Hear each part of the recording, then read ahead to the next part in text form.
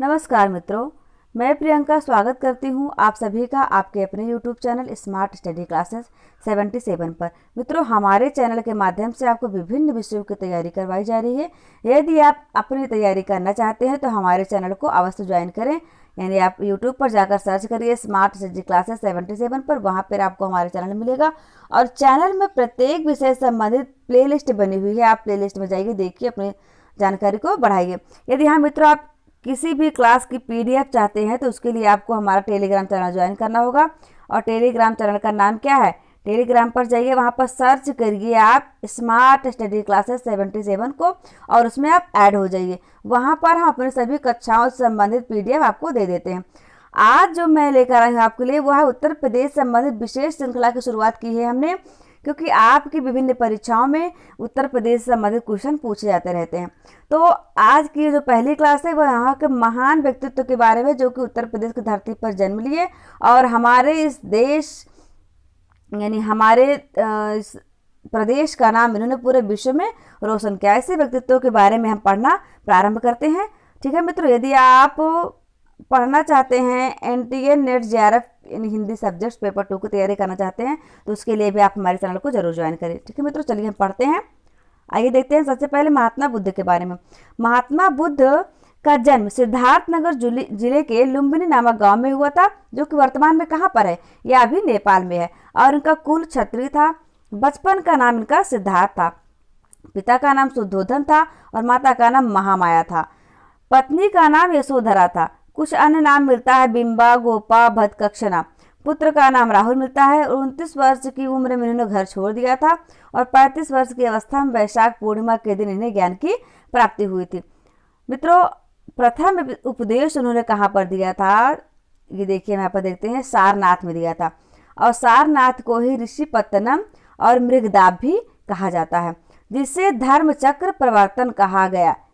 ठीक है मित्रों, और इनकी मृत्यु हुई थी 80 वर्ष की अवस्था में, जिसे बौद्ध धर्म में महापरिनिर्वाण की संज्ञा दी गई। चलिए देखते हैं ये इनकी क्या विशेषता थी। बाद में इनका जन्म तो पहले होता क्षत्रिय कुल में, लेकिन बाद में ये बौद्ध धर्म के संस्थापक बनते हैं। बौद्ध धर्म चलाया जो दूर दूर तक फैला। उनके उपदेशों का भारत के साथ दुनिया के अन्य महाद्वीपों पर भी प्रभाव पड़ा। यानी इनके उपदेशों से सिर्फ भारत ही प्रभावित नहीं हुआ, अन्य देश भी जैसे चीन, जापान, श्रीलंका, बर्मा सहित और भी देश जो थे उन्होंने भी बौद्ध धर्म को ग्रहण किया और आज भी उन समस्त देशों में बौद्ध धर्म के अनुयायी पाए जाते हैं। जीवन की कठिनाइयों और समस्याओं से अत्यंत व्यथित होने के उपरांत अंत में निश्चित है कि इसका मृत्यु निश्चित है। इस कष्ट के निवारण के लिए घर त्याग दिया और उत्तर प्रदेश की धरती से निकलकर दुनिया भर में अपने विचारों के अनुयायी बनाए। वैदिक कर्म कांडों के गलत रीति रिवाजों को आधार बनाकर अलग धर्म स्थापित किया। यानी मित्रों, पहले हमारी जो संस्कृति थी वो वैदिक धर्म कांडों पर आधारित थी और ये चाहे जो परंपरा या प्रथा रही वो बहुत समय से यदि चलती आ रही है, तब उसमें कोई ना कोई रूढ़ियाँ उत्पन्न हो ही जाती हैं। यानी जो हमारी अगली पीढ़ी आती है वह उनके हिसाब से सही नहीं रह जाती। कुछ न कुछ इस प्रकार की तमाम उसमें बुराइयां पैदा होना स्वाभाविक है। उसी प्रकार वैदिक धर्म कांडों के बारे में भी हुआ था। तो उसके बदले में यहाँ पर बौद्ध धर्म की स्थापना महात्मा बुद्ध ने की थी। और व्यक्ति क्या था, ऊब गए थे सब। इतनी ज़्यादा कर्मकांड बाह्य आडंबर हो गए थे वैदिक धर्म में कि लोगों को यह उबाऊ लगने लगा था। एक प्रकार से समझिए बोझ टाइप का हो गया था। इसके लिए उन्हें एक नए धर्म की स्थापना करने की आवश्यकता पड़ी। किसको? महात्मा बुद्ध को, जो व्यवहार और सदाचार में नम्र, विनम्र और सभी को आदर सम्मान, सभी पर दया, वंचितों को लाभ और जीव पर दया का संदेश हमारे उत्तर प्रदेश की धरती से उन्होंने पूरे दुनिया भर में दिया। ऐसे थे हमारे महात्मा बुद्ध जी। आइए हम देखते हैं बाणभट्ट के बारे में। बाणभट्ट जो है वो उत्तर प्रदेश के निवासी थे। इनके बारे में ज़्यादा कुछ जानकारी हमें नहीं मिलती है। हर्षवर्धन के दरबारी कवि थे। इन्होंने हर्षचरित और कादम्बरी नाम की रचना लिखी थी, जिससे हमें हमारे तात्कालिक भारत की जानकारी मिलती है। कादम्बरी के बारे में आपको पढ़ाई होगा। कादम्बरी बहुत ही अच्छी रचना है संस्कृत की। यदि आपको वक्त मिले तो आप पढ़िए कभी। देखिए मित्रों, ये आ जाते हैं आपके अमीर खुसरो। अमीर खुसरो का जन्म कब हुआ था? ये देखिए यहाँ पर हुआ था इनका जन्म 1253 ईस्वी में एटा में हुआ था। एटा जिले के पटियाली नामक स्थान पर हुआ था। इन्होंने भारत में रहने वाले मुसलमानों के लिए हिंदी शब्द का प्रयोग किया था। आपने सुना होगा, इन्होंने कहा मैं हिंदुस्तान की तूती हूँ, आपको जो भी कुछ पूछना है आप हिंदी में पूछिए। तो इन्होंने हिंदी शब्द का प्रयोग भारत में रहने वाले मुसलमानों के कोई अंतर नहीं किया था। इन्होंने हिंदू और मुसलमानों में यहाँ पर जो भी निवास करते हैं वह सभी हिंदी हैं। ये तबला सितार आदि के जनक कहे जाते हैं। इनकी पहेलियाँ और मुकरियाँ, गजलें, दो सुखने रचनाएं हमें प्राप्त होती हैं। इनकी एक मैं आपको पहेली बताती हूँ।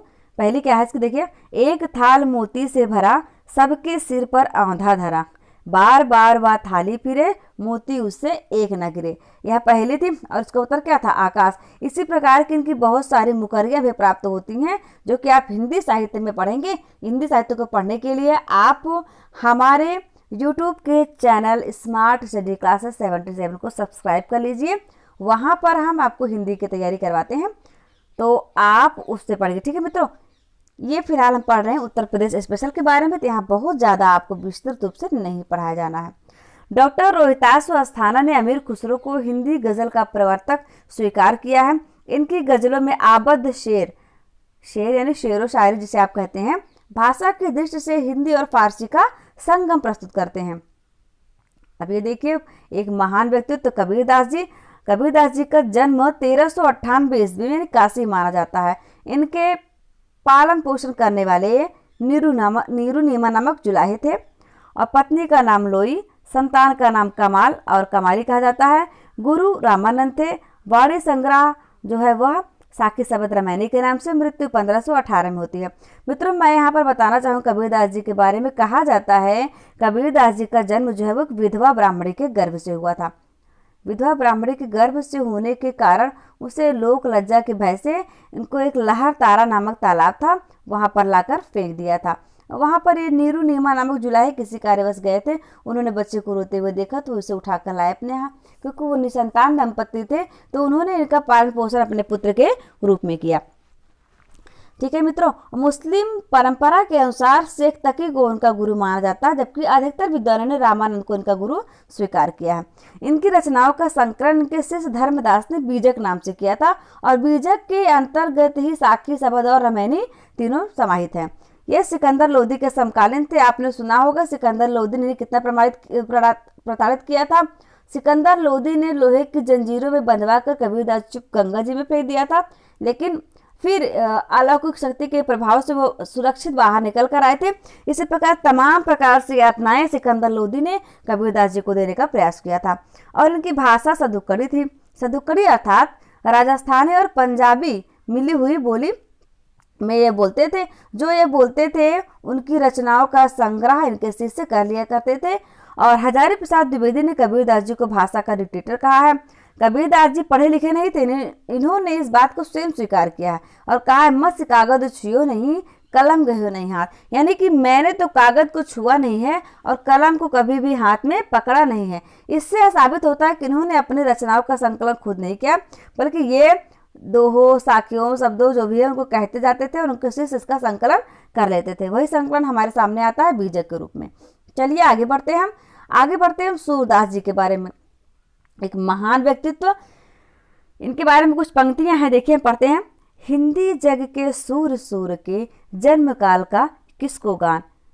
ये देखिए सूर यानी सूर्य, हिंदी जग के सूर्य सूरदास जी के जन्म काल का किसको ज्ञान। 1478 ईस्वी के लगभग करते हैं बुद्धजन अनुमान। जन्म स्थान रेणुका भूमि, वास किया मथुरा नगरी। भरा सूर सागर उड़ेल कर, 1.25 लाख रसपद गगरी। दीक्षा रे वल्लभाचार्य से, गाया बाल कृष्ण कीर्तन। हिंदी जग के सूर है, अन्य कवि सब तारागण। यानी इसमें कहा गया कि सूरदास जी जो हैं वो वास्तव में हिंदी जगत के सूरज हैं। सूर्य मतलब सूर्य हैं, और अभी जो अन्य कवि हैं वो सभी क्या है, तारागण हैं, तारों के समान हैं। चलिए और भी देखते हैं इनके बारे में विस्तृत जानकारी। जन्म मैंने आपको बता दिया था 1478 ईस्वी में रुनकता नामक स्थान पर हुआ था और मृत्यु हुई थी 1583 में परसौली जो कि मथुरा के समीप है। पिता रामदास सारस्वत थे और गुरु वल्लभाचार्य जी थे। इनकी रचनाएं सूर सागर, सारावली, साहित्य लहरी मिलती हैं और 84 वैष्णव वार्ता के अनुसार कतिपय विद्वान आगरा के एवं मथुरा के मध्य स्थित सीही नामक ग्राम को इनका जन्म स्थान मानते हैं। यानी कुछ लोग रोहनकता मानते हैं और कुछ लोग सीही को मानते हैं। ये सम्राट अकबर के समकालीन थे। वल्लभाचार्य द्वारा पुष्टि मार्ग में दीक्षित होकर गोवर्धन पर्वत पर स्थित श्री राज जी के मंदिर में कीर्तन किया करते थे। इन्हें पुष्टि मार्ग का जहाज कहा जाता है। अष्ट छाप के कवियों में सर्वश्रेष्ठ कवि तुलसीदास जी थे। कहा जाता है इनकी रचना सूर सागर में 1.25 लाख पद थे, किंतु वे सभी के सभी पद प्राप्त नहीं है। लगभग 10,000 या उससे कुछ ज्यादा ही प्राप्त हो चुके हैं अभी तक, बाकी और अप्राप्य है। और ये वात्सल्य रस के सम्राट कहे जाते हैं। ठीक है मित्रों, चलिए हम आगे बढ़ते हैं। आगे हैं आपके प्रिय कवि तुलसीदास जी, जो आज भी हर घर में यानी जन जन के द्वारा पूजे जाते हैं। ऐसे हैं हमारे प्रिय कवि तुलसीदास जी। इनका जन्म हुआ था 1532 में। चलिए हम 4 लाइनों के माध्यम से इनके पूरे जीवन का सार समझ लेते हैं। 1532 में लगभग जागा राजापुर का भाग, फुलसी ने तुलसी को जाया, जो हिंदी का अमर सुहाग।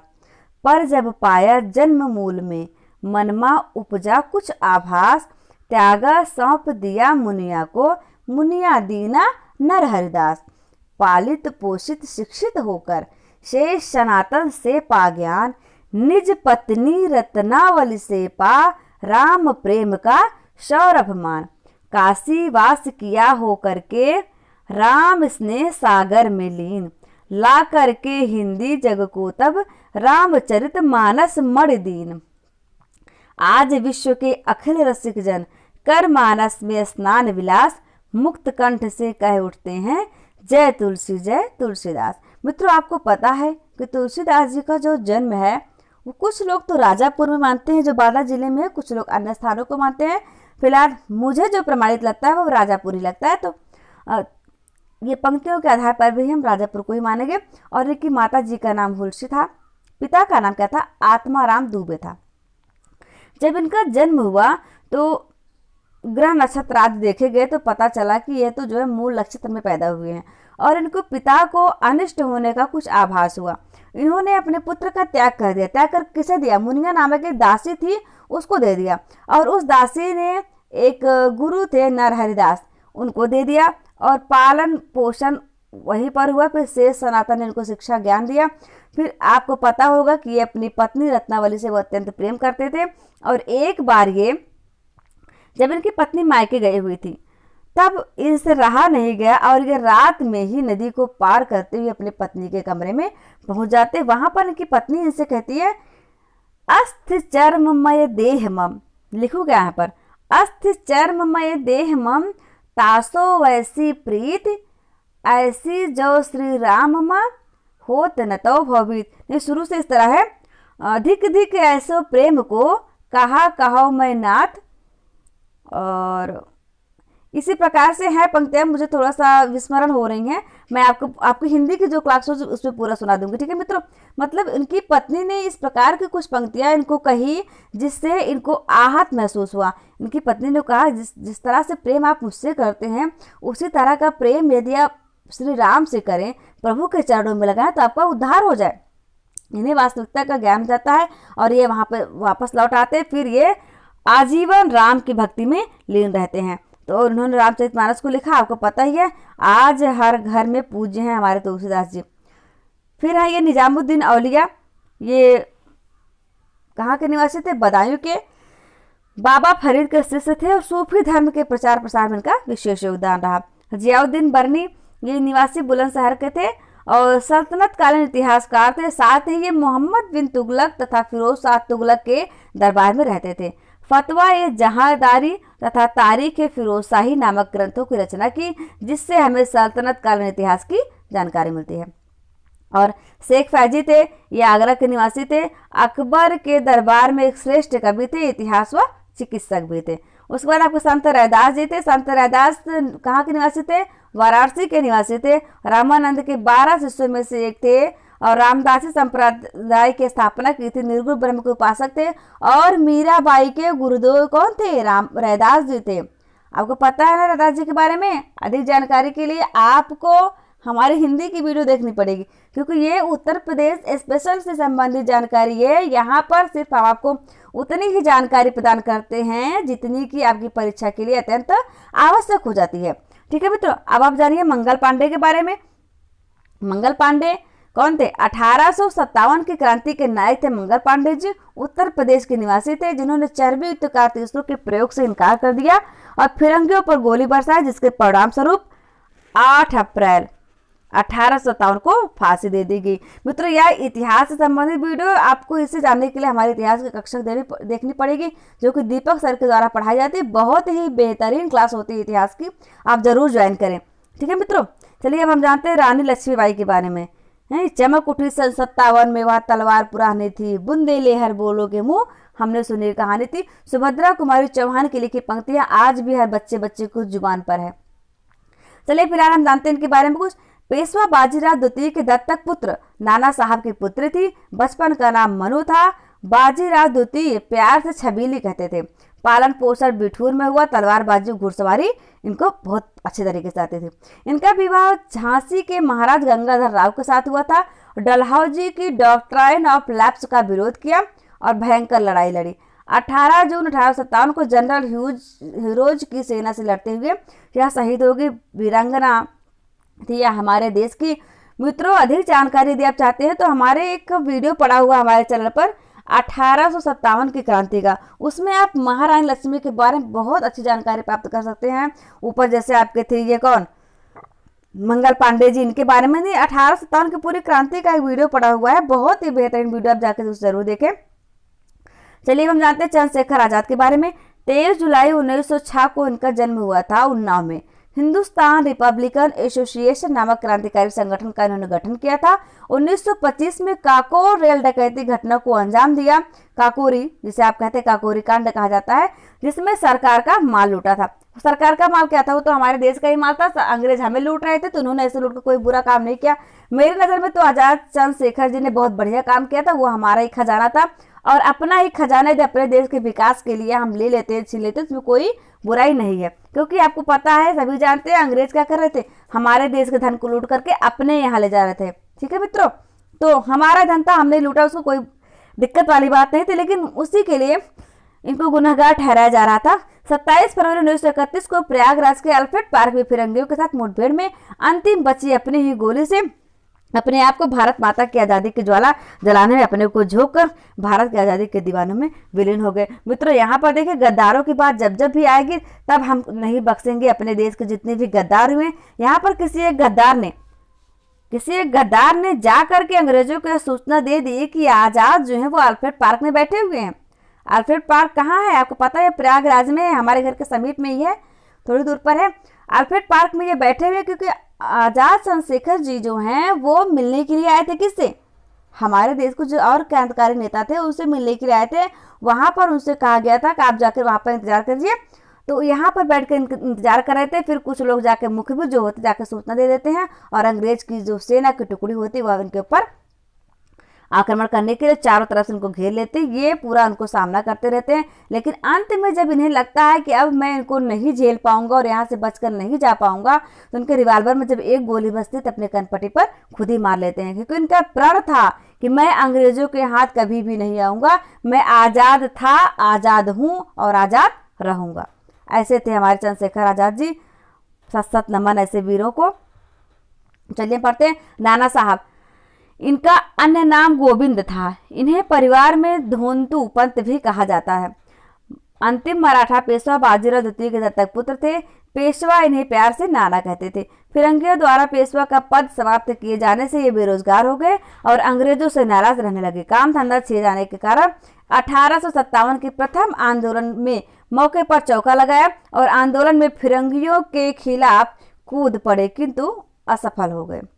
मित्रों, 1857 की क्रांति असफल क्यों रही, उसके कारण आपको पता है? अगर नहीं पता है तो आप हमारी हिस्ट्री की क्लास देख सकते हैं। ठीक है मित्रों, चलिए आप बताइए तात्या तोपे के बारे में। मूल नाम इनका था रामचंद्र। पालन पोषण पेशवा बाजीराव द्वितीय की देखरेख में हुआ। पेशवा बाजीराव इन्हें प्यार से तात्या तोपे कहते थे। 1857 की स्वतंत्रता आंदोलन में नाना साहब के सेनापति थे। नटवर के राजा मान सिंह द्वारा धोखेबाजी से इन्हें फिरंगियों के हाथ गिरफ्तार करवा दिया गया था। मित्रों, जब जब गद्दारों की बात आई, मैंने अभी आपको कुछ देर पहले बताया, ये देखिए बताइए, ये राजा मान सिंह कौन थे? ये गद्दार थे, धोखेबाज थे, देशद्रोही जिन्हें कहा जाएगा। इन्होंने इन्हें गिरफ्तार करवा दिया फिरंगियों के हाथों से। चंद पैसों के लालच में या जागीरों के लालच, जो भी रहा हो, किसी भी प्रकार का लालच रहा हो, यह हमेशा घातक ही रहता है। हम दुश्मनों से कम हारे हैं, अपनों से हारे हैं। आपने एक पंक्तियां सुनी होगी, अपनों ने हमें लूटा, गैरों में कहाँ दम था, डूबी थी मेरी कश्ती वहां जहां पाने का। मतलब किसी फिल्म का डायलॉग है, जो भी हो, किसका भी डायलॉग रहा हो, लेकिन वास्तविकता तो यही है कि हम दुश्मनों से ज्यादा गद्दारों से हारे हैं। चलिए हम देखते हैं फिर इनको और आगे क्या हुआ। अप्रैल 1959 में, अप्रैल नहीं 1859 में फांसी की सजा अंग्रेजों ने दे दी, जो स्वतंत्रता आंदोलन में अमर हो गए। यानी 1859 में इनको फांसी दे दी गई। अगले हैं आपके महान विभूति पंडित मदन मोहन मालवीय जी। इनका जन्म 27 दिसंबर 1861 को प्रयागराज में हुआ था। 1918 में बनारस से बनारस हिंदू विश्वविद्यालय की स्थापना की। लंदन में आयोजित द्वितीय गोलमेज सम्मेलन में भाग लिया था पंडित मदन मोहन मालवीय जी ने। मोतीलाल नेहरू जी के बारे में आप जानते हैं, ये उत्तर प्रदेश के निवासी थे। 1919 कांग्रेस का अमृतसर अधिवेशन और 1928 में कलकत्ता अधिवेशन की अध्यक्षता की थी। 1923 में CR दास के साथ मिलकर स्वराज पार्टी का गठन किया था और इनका निधन हो गया था 1930 में। पंडित जवाहरलाल नेहरू, देखिए इनके बारे में, 14 नवंबर 1889 को प्रयागराज में इनका जन्म हुआ।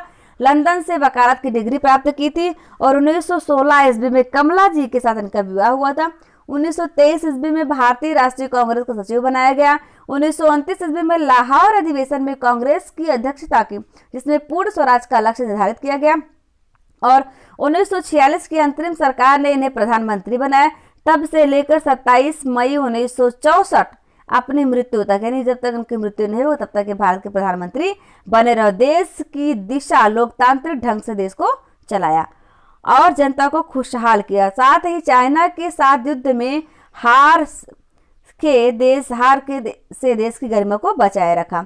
चलिए मित्रों, हम जानते हैं लाल बहादुर शास्त्री के बारे में। भारत के ऐसे ऐसे लाल थे कि भारत माता के लिए खुद को शहीद कर दिया, बलिदान कर दिया। हंसते हंसते लाल बहादुर शास्त्री जी की तो जो मृत्यु हुई अकस्मात, उसके बारे में आज तक पता नहीं चला।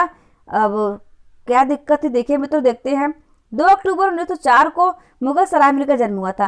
गांधी जी विचारों से प्रभावित होकर स्वतंत्रता आंदोलन से जुड़े। नेहरू जी की मृत्यु के बाद 1964 में देश के प्रधानमंत्री बने। जय जवान जय किसान का नारा दिया और 11 जनवरी 1966 को ताशकंद अफगानिस्तान में अचानक रहस्यात्मक इनकी मृत्यु हो गई, मैंने अभी आपको बताया। और आज तक मृत्यु के कारणों का पता नहीं चल सका है। हमारे चैनल पर सभी परीक्षाओं के लिए सामान्य अध्ययन की दमदार क्लासेस चलाई जा रही हैं, जिसका लाभ आप भी लें, अपने दोस्तों को भी दें। स्मार्ट स्टडी क्लासेस लेकर आया है आपके लिए टारगेट नेट JRF 2022 बैच और पेपर 2 हिंदी की तैयारी, वो भी निःशुल्क, पूरा पाठ्यक्रम निःशुल्क। शिक्षा विभाग का सपना होगा साकार हमारे साथ। आइए अपनी तैयारी को बनाए बेहतर और सफलता प्राप्त करें। उत्तर प्रदेश की क्लास को बहुत जल्द महत्वपूर्ण प्रश्नों की श्रृंखला हम लेकर आपके सामने हाजिर होने वाले हैं। मित्रों, कैसी लगी हमारी आज की यह क्लास, आप हमें कमेंट बॉक्स में कमेंट करके जरूर बताइए। यदि आप किसी टॉपिक पर वीडियो चाहते हैं तो उसके बारे में भी आप हमारे टेलीग्राम चैनल पर या फिर यूट्यूब के ही इसी वीडियो कमेंट बॉक्स में जाकर आप कमेंट कर सकते हैं। मित्रों, बहुत बहुत धन्यवाद आपका। मित्रों, थोड़ा सा आप जो है अपनी ज़िंदगी में खुद के लिए यदि कुछ करना चाहते हैं, यानी जब आप खुद समर्थवान होंगे तभी किसी दूसरे के बारे में सोच सकते हैं, उसकी भलाई या बुराई के बारे में सोच सकते हैं। तो इससे बेटर यह क्या होगा कि आप स्वयं शिक्षित हो जाइए, तभी आप दूसरों को भी कुछ दे पाएंगे, कुछ कर पाएंगे समाज के लिए, इस राष्ट्र के लिए, अपना और अपने परिवार के लिए। तो मित्रों ठीक है, आप स्वस्थ रहिए, मस्त रहिए, खुशहाल रहिए, एकदम पढ़ते रहिए, पढ़ाते रहिए और हमारे साथ बने रहिए। मिलते हैं हम आपसे अगले वीडियो में, तब तक के लिए जय हिंद, जय भारत।